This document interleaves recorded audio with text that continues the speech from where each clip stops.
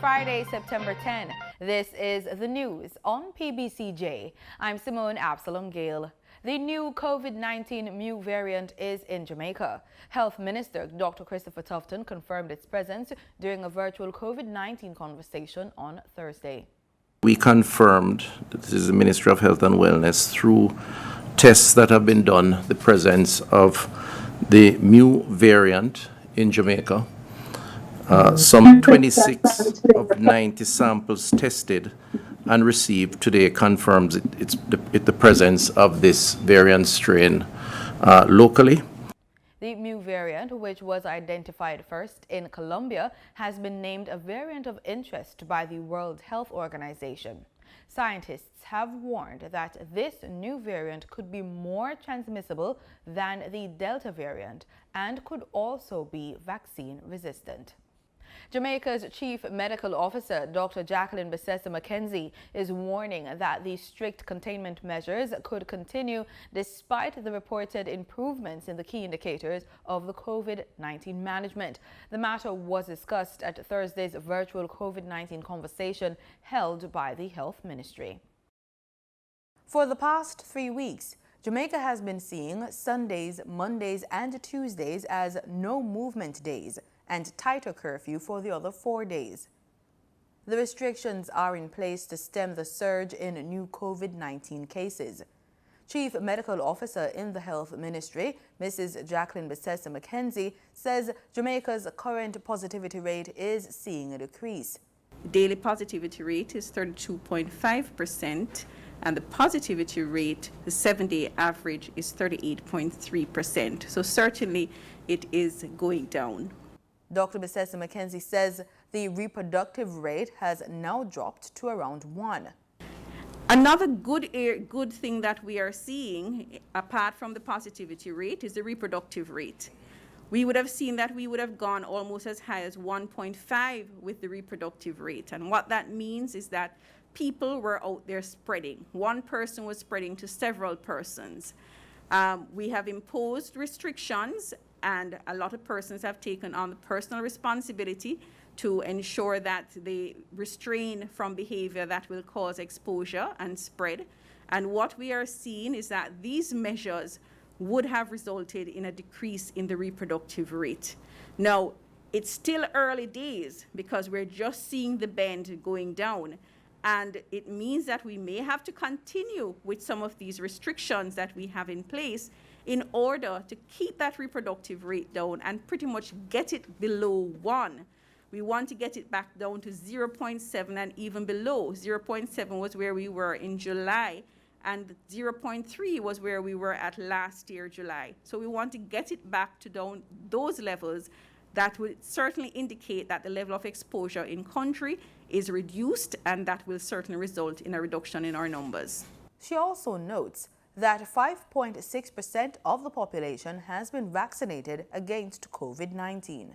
Which means that there's 82.8% of the population that is still unvaccinated and are at risk. She says if the positivity rate continues to go down, then the surge could trend down within 2 months. However, several factors could impact that projection. Any projection is going to be based on, in terms of how long, is going to be based on the variants that are in circulation. Delta is very, very transmissible, and so that can change how long we take to go down. And then if we get new variants that are transmitting even faster than the Delta, then that also can cause a lengthening of this surge. And it's also dependent on the measures we have in place. We have seen that the restrictions have been put in place, and we have seen a decrease in the reproductive rate. We have seen a decrease in the positivity rate. It is dependent on maintaining some of these restrictions, as well as how it is that we follow the protocols in terms of our own personal responsibility in keeping the numbers down. The tightened measures are scheduled to end on September 14, 2021. On Friday, Health and Wellness Minister Dr. Christopher Tufton met with trade union heads at a special press conference at the Jamaica Pegasus Hotel. The meeting addressed the country's implementation of its vaccination plan. It also looked at concerns about the pandemic and vaccinations and the effects on the productive sector. A united front was presented at the special press conference. The Health and Wellness Ministry and the trade union heads were in agreement. The COVID-19 pandemic is having a debilitating effect on the country's productive sector, and the way forward is for mass vaccinations. So COVID-19 has had a debilitating impact on our population and on our working class. We have seen our health system challenged to provide protection for the population, and we continue to experience these challenges on a daily basis. We have seen recently, as early as last evening, the announcement of a new variant strain, MU, which is now present in Jamaica, confirmed by tests. And we have been battling with the dominant strain over the last number of weeks, which is the Delta strain. And all combined have created somewhat of a perfect storm in terms of the third wave. We are here this morning as trade union leaders because we feel that we have a voice that needs to be heard on this whole issue of vaccinations in Jamaica. The JCTU has noted with concern the increasing number of deaths and hospitalizations arising from what has been termed the third wave of the COVID-19 pandemic in Jamaica. We also note the deleterious effect on workers due to unemployment and underemployment brought about by business closures, curfews, and lockdowns.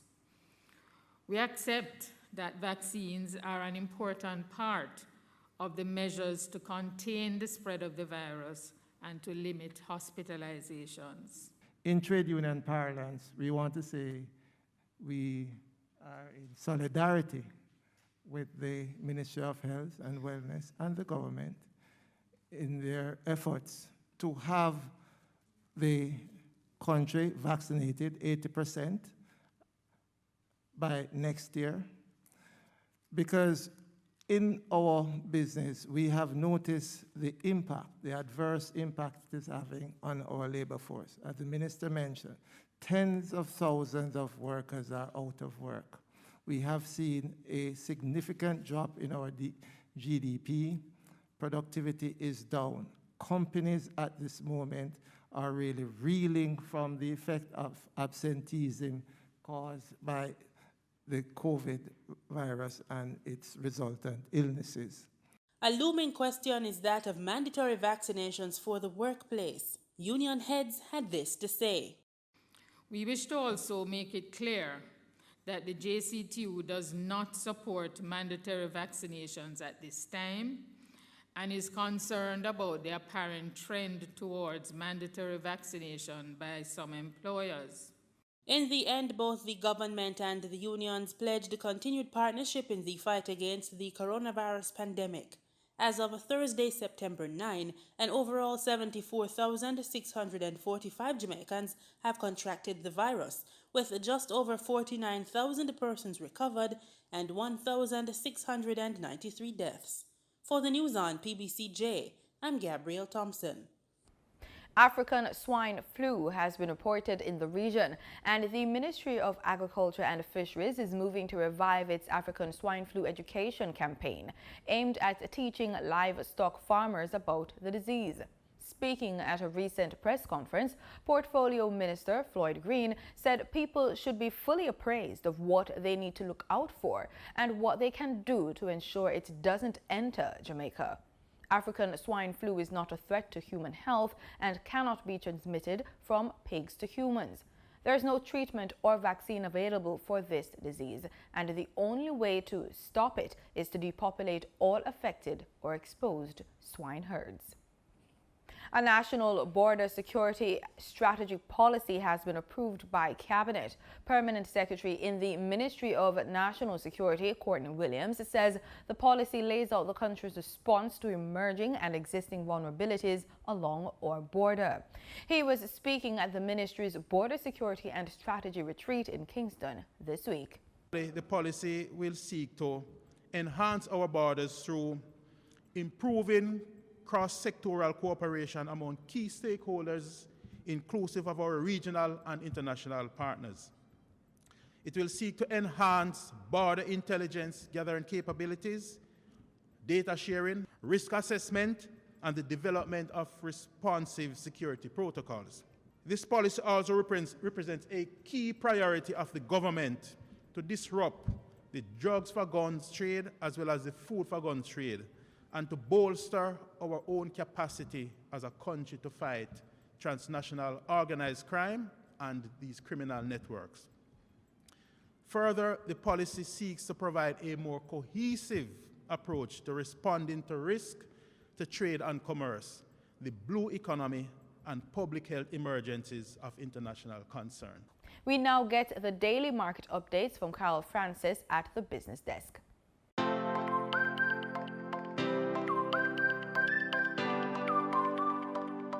In Thursday's trading session, the JSE combined index declined by 2,238 points to close at over 400,000 units. Overall market activity resulted from trading in 97 stocks, of which 29 advanced, 52 declined, and 16 traded firm. The junior market index declined by 32 points to close at over 3,000 units.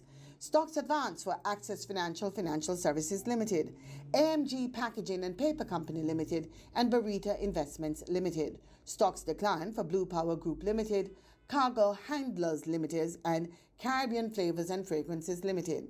Trading firm were 1834 Investments Limited, CAC 2009.5 preferential shares, and Elite Diagnostic Limited. Lumber Depot Limited was the volume leader with over 24.3 million units, followed by Future Energy Source Company Limited ordinary shares with over 4.2 million units, and Pulse Investments Limited with over 4 million units. In foreign exchange trading for Thursday, September 9, the US dollar sold for an average $150.55. The Canadian dollar ended trading at $120.01. The pound sterling traded for $208.04, and the euro sold for an average $180.16. In market data for oil, prices dipped on Friday, heading for weekly losses of nearly 2%. After China announced it would release oil from its strategic reserve, and some U.S. airlines, key to a recovery in jet fuel demand, warned of a slowdown in ticket sales. Brent crude futures fell 12 cents to $71.33 a barrel, extended a 1.6% drop from Thursday. West Texas Intermediate crude futures fell 8 cents to $68.06 a barrel after dropping 1.7% on Thursday. Both settled at their lowest since August 26. Time now for Financially Focused. Are you invisible at work? It could cost you millions. Financial coach Denise Williams of Financially Focused says if you are not building a case for promotions or salary increases or not demanding better service from your financial advisor, you are losing millions of dollars. She says you are wealthier than you think. You have a scenario where someone will say to you, oh my God, I have 10, 15, 20 years experience on the job, but I get passed over for promotions. Younger people come to the office and they earn more than me, or they're moved up the career track much faster than me. And that's a source of really, really terrible stress. So what I have found is when someone is really struggling to be at the forefront of the human resource manager, HR's mind, in terms of promotion or, salary increases or just general upward movement, they're also having that same relationship with their financial advisor, banker, accountant, tax professional, you name it. anyone that is supposed to help them with money is not. So they're being overlooked at work and overlooked in the world of investments and money management. And guess what? Over the course of your working life, this will cost you millions. No question about it. You're being overlooked at work. You're not increasing your earnings. You're not increasing the value of your human capital, and your career portfolio is not going where it should go. And so, definitely want you to not have this experience. It's horrible. So what can we do for you? Well, what we have actually, which will more help you on the finance side, and the investment side, and it may spill over to your career.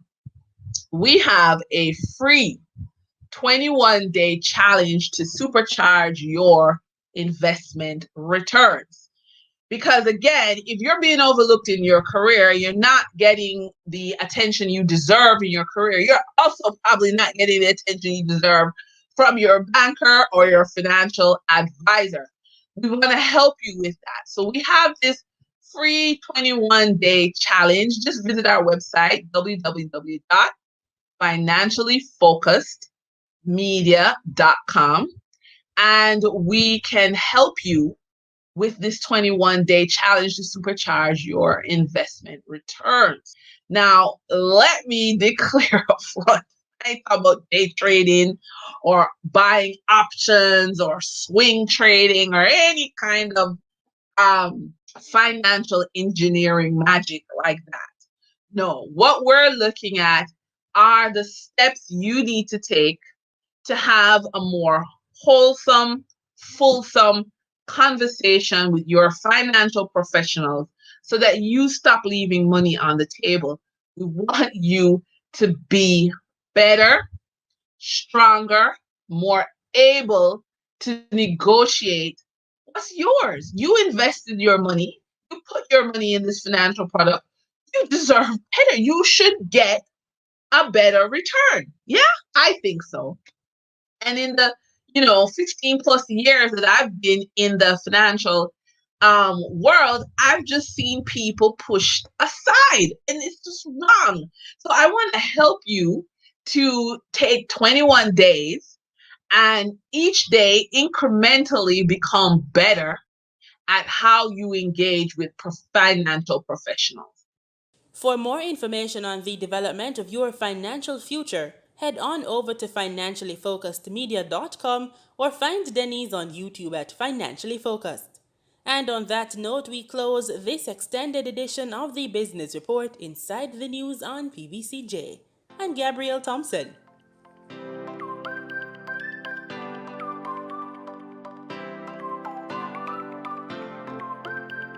Here are some stories from the region. Bahamians will go to the polls September 16. However, advanced polls were opened on Thursday to allow for early voting.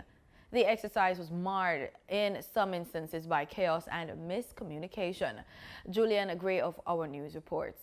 While other polling divisions may have been relatively quiet and orderly, the Anatole Rogers polling division was inundated with challenges as voters came to cast their vote in 3 constituencies.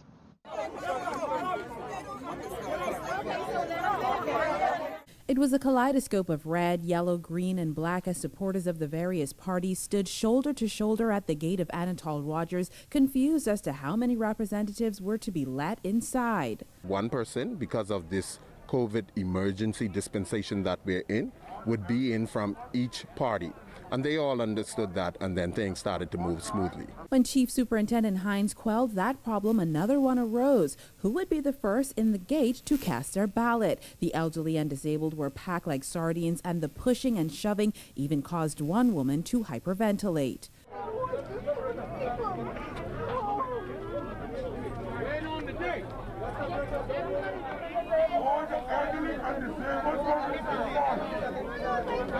It's like a chaos. You understand?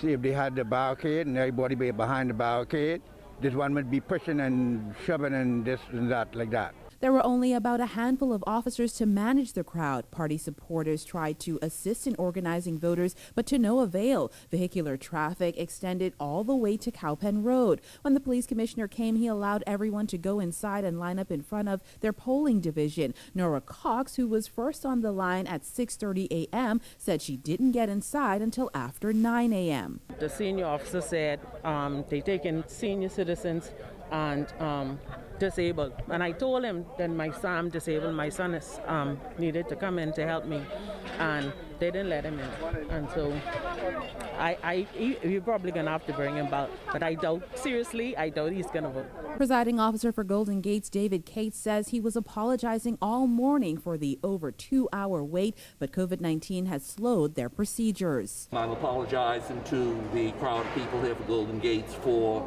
the delay. But inside the polling division, we are taking maybe 1 or 2 people at a time. While opening the gates solved the traffic problem, the sheer number of people casting in that constituency caused lines to bob and weave throughout the school. They should have had a different section set up for elderly folks. We got some folks here walking with cane and they're out in the hot sun.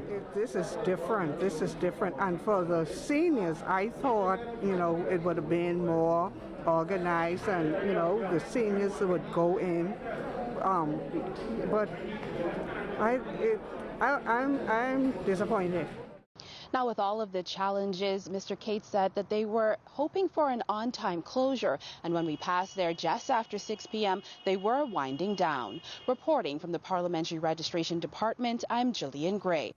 Staying with Bahamas, as former Prime Minister Christie has fears that the 2021 polls will become a COVID-19 super spreader event. He questioned the holding of a snap election during the pandemic. Jasmine Brown has the details.